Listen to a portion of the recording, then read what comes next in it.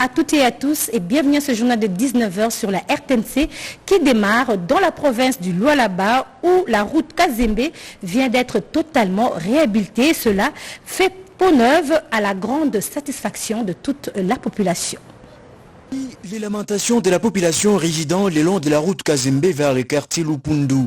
Répondant à l'appel de l'autorité provinciale Fifi Masuka Saini d'accélérer les travaux de réhabilitation des infrastructures dès le début de la saison sèche, la société Muska Engineering a répondu favorablement et a repris les travaux à travers les divers chantiers. La route Kazembe est revêtue de sa nouvelle robe. Après les travaux des drains, la société a procédé à la pose de la couche d'éroulement sous la supervision du professeur et directeur général Moïse Moukepe, et c'est là à la grande satisfaction de la population qui a apprécié la qualité de la bitume et sollicite à l'autorité provinciale les suivis des travaux.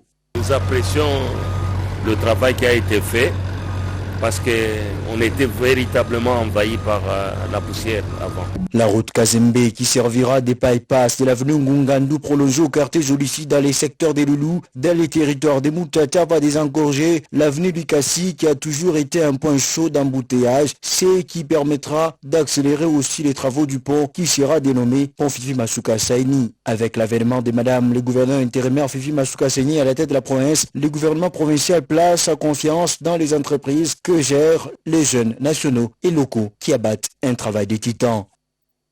Et dans le Kasaï central et plus précisément dans la ville de Kananga, des nouveaux bâtiments administratifs après 60 ans d'existence. Ceci grâce aux fonds disponibilisés par le chef de l'État et c'est le week-end dernier que ces bâtiments ont été inaugurés par le gouverneur intérimaire. Après la commune urbano-rurale de Lukonga, c'est au tour de la commune de Katoka de recevoir son siège administratif inauguré ce vendredi 13 mai 2022 par Tarsis Kavatusi Lambouyamba, gouverneur de province ad intérim du Kasaï central. Il s'agit d'une bâtisse de type moderne avec ses 19 sur 12 mètres carrés, 8 bureaux, une salle de réunion, des installations hygiéniques intérieures, mais également un système d'énergie photovoltaïque. La bourgmestre de Katoka, Madame Marie-Thérèse Passoan-Zambi, et la maire de Kananga, Mami Kakubichikele, ont salué l'érection de cet ouvrage qui permet ainsi à la mairesse de Katoka et ses agents communaux de se sentir sécurisés pour mieux servir la nation. Pour le numéro 1 du Kasaï central, c'est un motif de fierté et de souveraineté pour cette commune de Katoka, locataire depuis plus de 60 ans.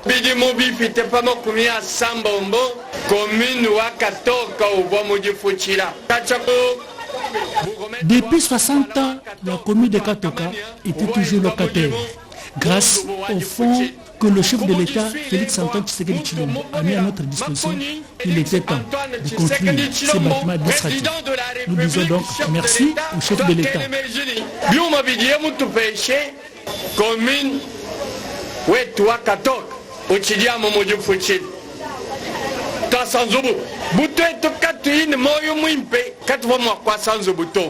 Des hommages mérités ont été rendus à Félix Antoine Tshisekedi Tshilombo car grâce au fonds d'investissement envoyé en province, cet ouvrage a pu être réalisé. Le ministre de l'Emploi, Travail et Prévoyance sociale rappelle au public en général et aux organisations professionnelles d'employeurs et des travailleurs en particulier qu'au terme de l'ordonnance numéro 14010 du 14 mai 2014 fixant les listes des jours fériés légaux en République démocratique du Congo, la journée du mardi 17 mai 2022, journée de la Révolution et des forces armées de la République démocratique du Congo, est chômé et payé sur toute l'étendue du territoire national. Et ce communiqué a été signé par Claudine Ndoussi, ministre de l'Emploi, Travail et Prévoyance sociale. À Chikapa, au Kasaï, la jeunesse discute autour des valeurs républicaines devant leur permettre de cultiver la paix sociale. C'est au cours d'un forum provincial. Ces assises ont été lancées par le ministre de la Jeunesse. Regardez. Le ministre de la Jeunesse, Initiation à la nouvelle citoyenneté et Cohésion nationale, Yves Bounkoulou Zola, a lancé dans la ville de Chikapa, chef de la province du Kasaï, les travaux du Forum provincial de la jeunesse pour la paix, la coexistence pacifique et le développement durable. Pendant la cérémonie d'ouverture, le ministre provincial en charge de la jeunesse, Denis Moulou Kamouanji, a présenté un tableau peu reluisant de la situation que traversent les jeunes du Kasaï, notamment l'insuffisance des établissements d'éducation des jeunes, les chômages et l'insertion difficile dans la vie professionnelle, l'absence d'opportunités, la faible participation des jeunes dans la résolution de leurs problèmes, les non-financements des initiatives de la jeunesse, l'analphabétisation, la pauvreté, les mariages précoces et forcés, l'alcoolisme, le tabagisme ainsi que la non-représentation des jeunes dans la gestion de la chose publique. Le ministre Yves Bunkoulou, pour sa part, a appelé les jeunes du Kasaï à vivre ensemble pour le développement de leur province. Nous allons informer à tous les jeunes que nous mettons à la disposition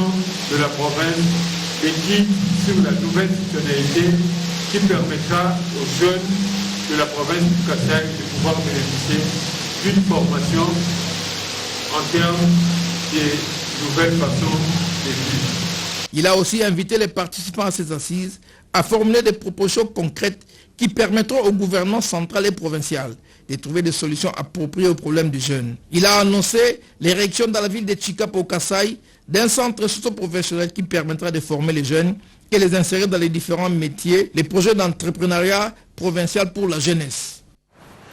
Poursuivant son itinérance à l'intérieur de sa juridiction, le gouverneur du Kwilu est à l'étape de Bana et Kapia où il a remis des médicaments aux formations médicales et il a posé plusieurs autres actions. Les détails dans ce reportage. Village Moukoko, dans le territoire d'Idiofa, secteur Banga, a aussi reçu le gouverneur Willy Tundala dans une ambiance détail. Il est exactement 11h45 minutes, l'heure à laquelle où le gouverneur du Kwilu foule ses pieds cette partie de la terre de ses aïeux.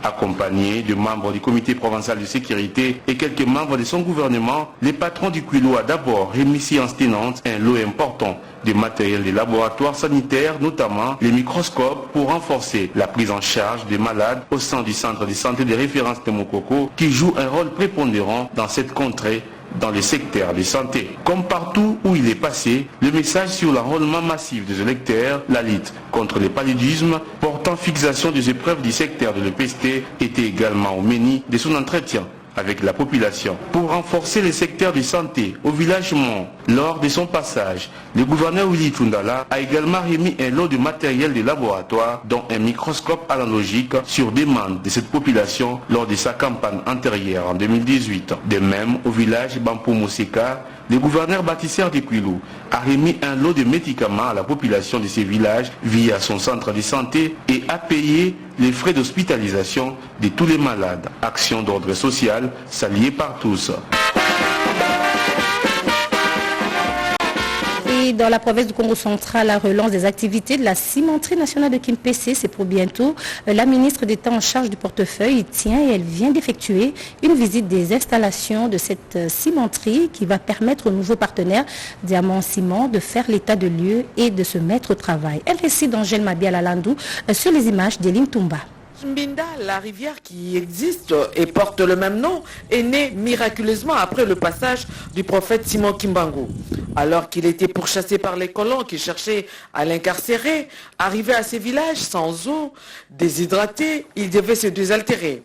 Dans une apparence bizarre, personne ne l'a reconnu pour lui donner à boire. Son salut est venu d'un enfant qui par pitié lui a offert à boire.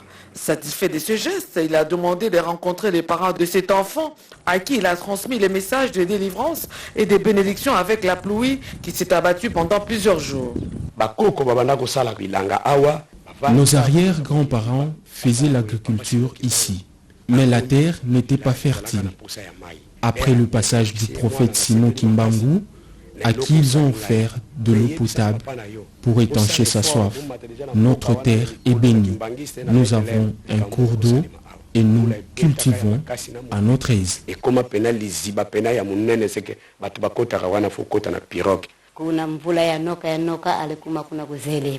Nos ancêtres ont fait un geste louable. Ils ont offert de l'eau potable à Simon Kimbangu. Il nous a délivrés. Nous habitons maintenant dans ce village Bethléem. Nous lui devons remerciements et intentions de prière. Nous sommes honorés par le prophète Simon Kimbangu. Nous cultivons, nous récoltons de bons produits. Nous pouvons scolariser notre progéniture. Nous lui sommes reconnaissants. La garantie de la vie du village Mbinda est l'œuvre du résultat du passage du prophète Simon Kimbangu par qui l'eau existe sur ces sites jusqu'à ce jour.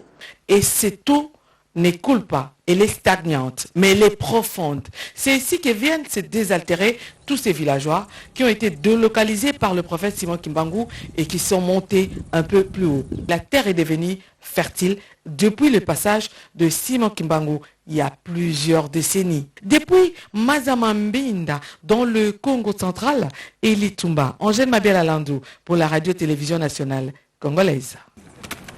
Merci Angèle. Autre chose à présent, après les étapes d'Issiro et de Mwamba, la délégation de l'Assemblée provinciale de Kinshasa a séjourné la semaine passée dans le Haut-Ouélé où elle a bouclé son séjour dans le territoire de Ouacha. Sur place, la délégation a visité le site de Kibali Gold Mine. Suivez les détails en images avec Nathalie Mboula. Le passage de la délégation parlementaire de l'Assemblée provinciale de Kinshasa à Ouacha, capitale économique du Haut-Ouélé, a été essentiellement marqué par la visite des installations de la société Kibali Gold Mine à Doko, dans la cité minière de Dourba jusqu'au niveau de l'usine. Conduite par l'honorable président du Haut-Ouélé, Afonda Fongenda Sumbu, la délégation a assisté à une série de présentations par le directeur en charge des relations avec les institutions, le professeur Mboulouyo. L'homme le plus heureux de tous, c'est le speaker de l'Assemblée provinciale du Haut-Ouélé qui estime que la mission est accomplie. Pour moi, c'est un sujet de satisfaction. Dans ce cadre de jumelage, ça nous rapproche et les collègues sont en train d'émettre aussi d'autres idées pour que le partenaire minier qui est ici puisse se rappeler de certaines choses qu'il doit. C'est pourquoi je pense que c'est une bonne chose. Honorable Afonde Afongenda Sumbu annonce que la prochaine étape, le processus de jumelage avec l'Assemblée provinciale de Kinshasa, sera le déplacement de sa délégation à Kinshasa. Hier, nous n'avions fait qu'un communiqué final. Nous devons arriver maintenant à poser la signature d'un protocole d'accord qui va immortaliser les activités à venir. Nous avons dit l'administration, nous avons parlé de l'environnement, politique, on partage ces expériences et le Haut-Ouélé, la ville-province de Kinshasa, va avancer. Nous allons d'ailleurs léguer ça à nos honorables députés, mais retenez qu'en mois de juin, nous serons déjà au mois à Kinshasa. Cette question à présent, comment développer la province du Maïndombe? Quelques voies et moyens ont été présentés lors d'une réunion tenue par le gouverneur de la ville de province de Kinshasa, Jantini Ngobilambaka, avec les ressortissants de l'espace Maïndombe. Nadine Ouangou nous en dit plus dans ce reportage. Le gouverneur de la ville de Kinshasa, Jantini Ngobilambaka, autorité morale de l'Alliance des Congolais progressistes, ACP, s'est dit très déterminé à mobiliser les membres de différentes structures et autres mouvements associatifs des jeunes Kinois pour soutenir les actions du président de la République, Félix Antoine Tshisekedi Tshilombo, pour lui permettre de briguer son second mandat avec une majorité écrasante. Voilà qui justifie la sensibilisation de membres de l'Asbel Fondation Jimmy Mbutamuntu et autres sportifs venus des 4 districts de la capitale, organisés dimanche 15 mai 2022 au siège de l'ACP situé sur la 10e rue Limité Industrielle. C'était au cours d'une cérémonie solennelle présidée par le secrétaire général de l'ACP, Charles Mbutamuntu, qui a élevé Jimmy Mbutamuntu au rang des hauts cadres en présence des autres hauts cadres de l'ACP. Les nouveaux cadres ont reçu des insignes du parti synonymes de leur engagement. Question, sans nul doute, de soutenir la vision du développement communautaire et de l'unité nationale prônée par l'initiateur de ces partis. C'était à la grande joie d'une foule immense invitée à prendre part à la grande cérémonie des sorties officielles de l'ACP prévue le 28 mai prochain au stade de Martyrs à Kinshasa. Voilà, vous venez de suivre là plusieurs activités de l'ASBEL Jimmy Mbutambutu à Kinshasa. Autonomisation et inclusion sociale des personnes en situation de handicap et leur protection juridique, thème d'un atelier présidé par la ministre déléguée Irène Essambo. Les détails dans ce reportage. Au terme de 3 jours d'intenses travaux, les experts des différents ministères et de la société civile ont mené des réflexions de manière approfondie sur les modalités pratiques de vulgarisation et de sensibilisation de la loi organique portant protection et promotion des droits des personnes vivant avec handicap. ainsi que les mesures d'application. Il s'agit notamment de la signature des arrêtés ministériels, interministériels et des décrets. Je voudrais ici vous garantir que tout ce que nous avons produit comme travail, comme résultat aujourd'hui, ne va pas rester lettre morte. Mais nous allons nous activer pour que cela puisse être vraiment d'application. Une mention spéciale à nos partenaires et plus particulièrement à CIBIEM et au Bureau conjoint des Nations Unies ainsi qu'à l'UNESCO pour leur présence pendant ces 3 jours et surtout pour leur accompagnement. Les experts ont salué également les efforts du gouvernement à travers les ministères des personnes vivant avec handicap pour l'autonomisation et l'inclusion sociale de ces vulnérables. La première innovation, c'est que d'abord l'existence de la loi elle-même, c'est une innovation pour ces ministères, ça c'est un.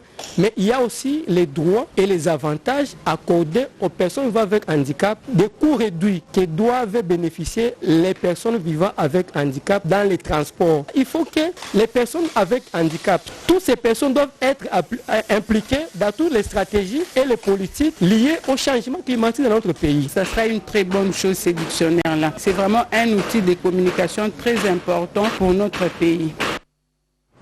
Kinshasa ne peut plus attendre. Thème de la 2e édition des journées portes ouvertes où un dépistage gratuit a été organisé sur l'hépatite. C'était du 14 au 16 mai 2022 à la clinique Astri dans la commune de Lagombe. Une initiative du coordonnateur du projet d'éradication contre les hépatites virales en République démocratique du Congo, Dr Pascal Chamala. Les hépatites virales B et C sont considérées par l'OMS comme l'une des 7 maladies infectieuses les plus meurtrières au monde. En RDC, les porteurs chroniques des hépatites virales B et C représentent environ 7% de la population victime et ignorante. Cette maladie ronge en silence ses victimes car les symptômes apparaissent quand la maladie atteint sa forme grave. Pour lutter contre cette maladie, une campagne de dépistage gratuite est intervenue le samedi 14 au lundi 16 mai 2022 à la clinique Astrid, le centre de diagnostic et de traitement des maladies du tube digestif situé dans la commune de Lagombe. Cette activité s'inscrit dans le cadre de la clinique de la 2e édition des journées portes ouvertes organisées dans cette clinique par le coordonnateur du projet d'éradication contre les hépatites virales en RDC, le docteur Pascal Chamala, en collaboration avec le ministère de la Santé et les zones de santé. L'idéal est d'humaniser les soins et les services au profit de la population. Et le mieux de connaître si on est porteur ou pas pour prévenir le portage ou pour prévenir la survenue des complications parce que l'hépatite virale B comme les virales C se traitent. Lorsqu'ils sont en phase aiguë, nous pouvons les traiter et les guérir. Mais lorsque nous sommes en phase chronique avec des complications, ça devient compliqué. Voilà pourquoi la population congolaise doit connaître son état sérologique par des campagnes de dépistage gratuites. Ils ne paieront rien, ils viennent se dépister. Pour nous, c'est l'occasion de pouvoir prélever des données pour faire les plaidoyers de manière à ce que le gouvernement comprenne que la 4e priorité a besoin d'une prise en charge conséquente. Plusieurs thèmes ont été abordés au cours de cette rencontre, notamment l'exemplarité et la créativité. Kinshasa ne peut plus attendre. Et enfin, la présentation du projet pilote RDC Tokolonga Hépatite.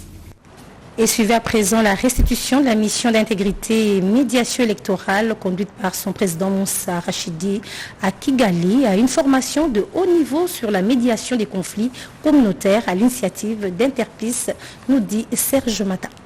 de redevabilité oblige. L'objectif général de cet atelier était de restituer à tous les membres de la commission d'intégrité des médiations électorales, autres acteurs de la société civile, ainsi qu'aux différents partenaires, le contenu de la formation des formateurs et leaders tenus à Kigali, au Rwanda, du 20 au 24 avril dernier. Il s'agissait spécifiquement de renforcer les capacités des acteurs sur la prévention et la résolution des conflits par la médiation, ainsi que les techniques d'analyse des conflits. C'est là, dans le cadre du programme de promotion de la paix de la CIRGEL, dont le projet pilote se focalise sur le Rwanda et la République démocratique du Congo. Après avoir demandé à l'assistance d'observer une minute de silence en faveur des victimes de la guerre à l'est de la RDC, le président de la commission d'intégrité et médiation électorale, l'imam Moussa Rachidi, a rappelé la mission de la CIME et précisé les contextes dans lesquels a été organisée cette session de formation de haut niveau de Kigali par l'Interpeace, cette organisation internationale pour la consolidation de la paix. Il a ensuite insisté revenait sur les travaux abattus jusque-là par la CIME dans la recherche des élections apaisées. Paul Mouindo Moulemberi, rapporteur adjoint de la Commission électorale nationale indépendante, a mis un accent particulier sur le rôle de la CIME et la place qu'accorde la centrale électorale dans les cas de consultation. Pour la CENI, c'est une belle opportunité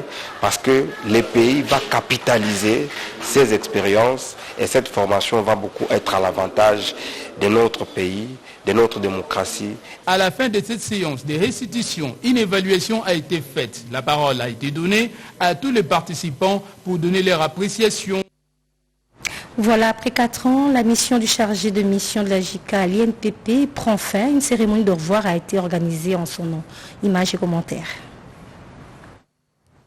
Ce n'est qu'un au revoir, a déclaré le directeur général de l'INPP, Patrick Kayembe Sumpi, lors de la cérémonie de revoir après 4 ans de mission passée en République démocratique du Congo à l'agence de coopération japonaise JICA. Shibata quitte la République démocratique du Congo plein de souvenirs. Il a remercié l'UNPP pour sa collaboration durant son mandat et promet de faire lui-même office de cette institution dans son pays. Devant les cadres et agents de cette institution de formation professionnelle, les chargés de mission de la JICA a vanté le mérite de l'UNPP et promet le soutien indéfectible de la JICA. Un bon père des familles et surtout pour immortaliser ces liens conviviaux, le DG de l'UNPP, Patrick Kayembe Sumpi, a remis un cadeau symbolique à son hôte, une manière de cimenter les relations qui ont toujours existé entre le Japon et la RDC. Il est parti, mais il reste l'ambassadeur aussi de l'INPP. Là où il sera, partout où on va parler de l'INPP, il va commencer à parler de ce qu'il a vu à l'INPP, à parler de ce que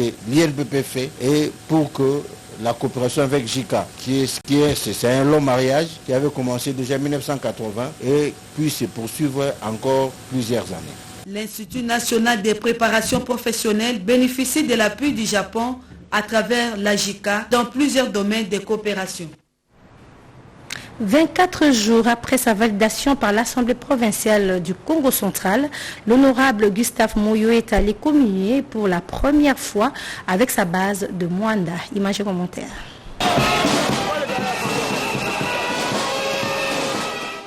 Cru de joie et soutien, c'est de cette façon que la population de la cité côtière de Mwanda accueille leur désormais représentant à l'Assemblée provinciale. L'honorable Gustave Moyo Dianzenza traverse toute la cité. Au marché central, où il fut administrateur pendant des années, l'honorable est ovationné frénétiquement. Au groupement Kila, où sont réunis tous les chefs coutumiers à Solongo, les 10 fils de Mwanda fait la restitution et reçoit la bénédiction, avant de se diriger au mausolée de l'honorable Luzolo Luanganga qui l'a remplacé. Auparavant, il s'est rendu au bureau du territoire, où il a travaillé comme chef de bureau pour les civilités. Yamoyo a pris l'engagement d'être toujours proche de cette base qui lui a témoigné son soutien. 8 condamnés et 4 acquittés, c'est le résultat du verdict du tribunal militaire de garnison de Bunia, siégeant en foraine. Les matières assiégées concernaient les viols sur mineurs. Si la loi numéro 009/001 du 10 janvier 2009 portant protection de l'enfant, en ses articles 170 et 171 disant droit, quant à l'action publique, il établit en fait et en droit l'infraction des viols d'enfants mis à charge du prévenu Eugène Moïse Mouindo Sikulavisa.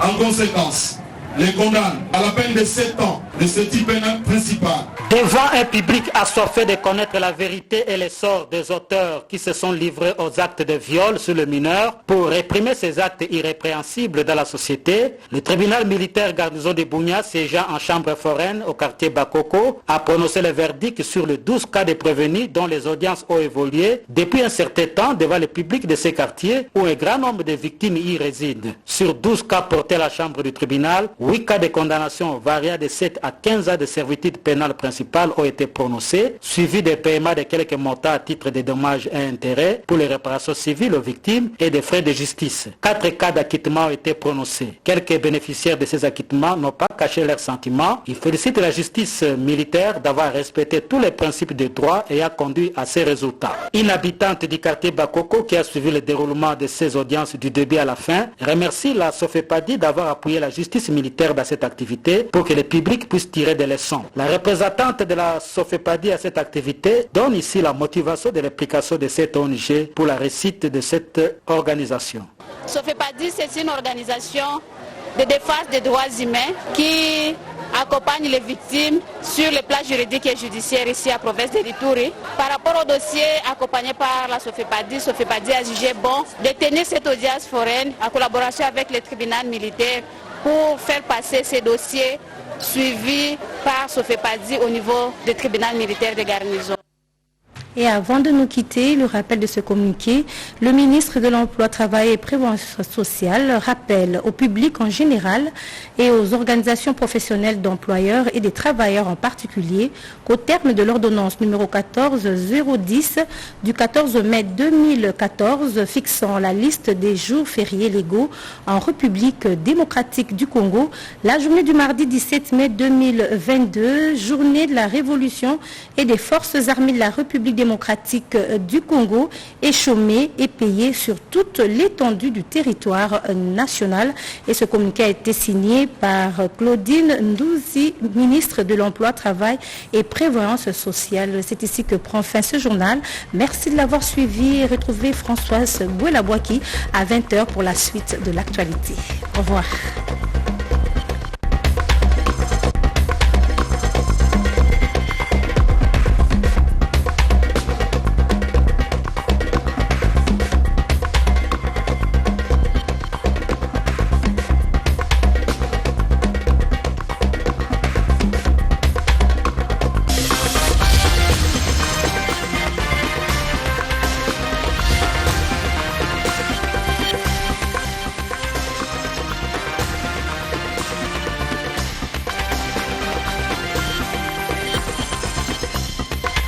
Agence congolaise de l'environnement, sigle ACE, établissement public à caractère technique et scientifique, sous tutelle du ministère de l'Environnement et Développement durable, créé par le